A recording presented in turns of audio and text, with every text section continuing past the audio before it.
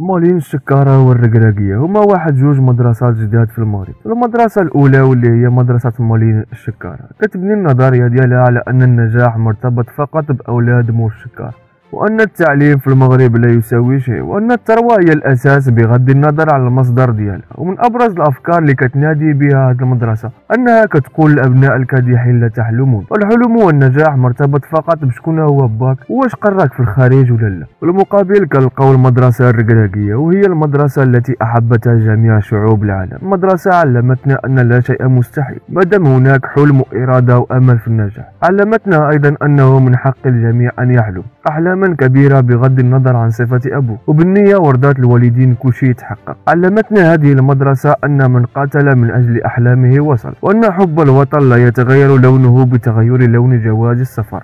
عنده جوج الإجازات، وعنده في موريال لاباس عليه وخلص عليه وقرا في الخارج. هنا بالضبط فين يمكن لنا نستحضروا مقولة الرجل المناسب في المكان المناسب. فتصريحات بحال هذه سابقة تاريخية في الماضي واللي كتعري على واقعنا المعاصر. فكيف يعقل لوزير مسؤول على قطاع العدل أن يضرب العدل والمساواة وتكافؤ الفرص عرض الحائط؟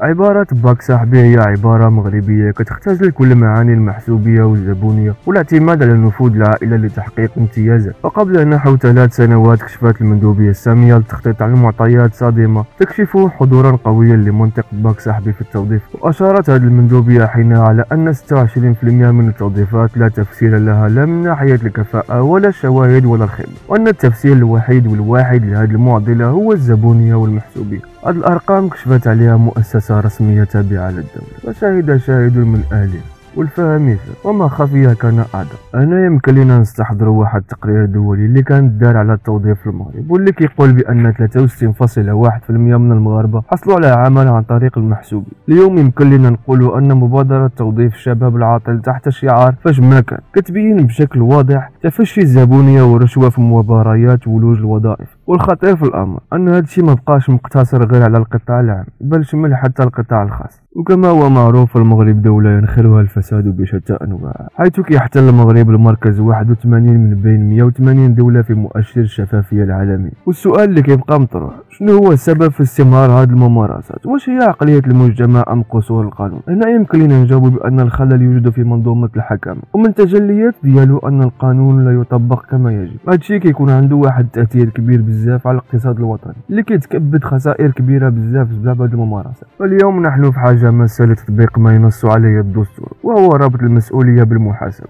وتطبيق القانون على كافة شرائح المجتمع باش أننا نقدروا نتجاوزوا مثل هذه الممارسات. فرا التوجه ديال الدولة في طريق والواقع في طريق آخر. فما أصلحه المنتخب المغربي مع وليد الركراكي والصورة اللي تعطات للعالم على أن المغرب أنه رمز للدولة المتحضرة اللي كتآمن بولادها وكتثق فيهم، الدولة اللي كتقول للأبناء ديالها ثقوا في راسكم وحلموا وديروا النية. أفسدتها اليوم النخب السياسي، حتى وإن كان هذا ليس بالأمر الجديد. الفساد ينخر الدولة بأكملها، فكيفاش يمكن للشباب المغربي اليوم أنه يدير نية مع نظام الزبونية؟ وكيفاش يمكن لهاد الشباب يديروا النية في النظام التعليمي اليوم؟ والعمل أو الوظيفة بالأحرى في مغرب التنمية والحضارة وفي ظل حكومة الكفاءات لم يعد حق دستوري بل أصبح حق أسري مرهون بواش قريتي في كندا ولا فرنسا ولا لا. اللهم إنا لا نسألك رد القضاء ولكن نسألك اللطف فيه.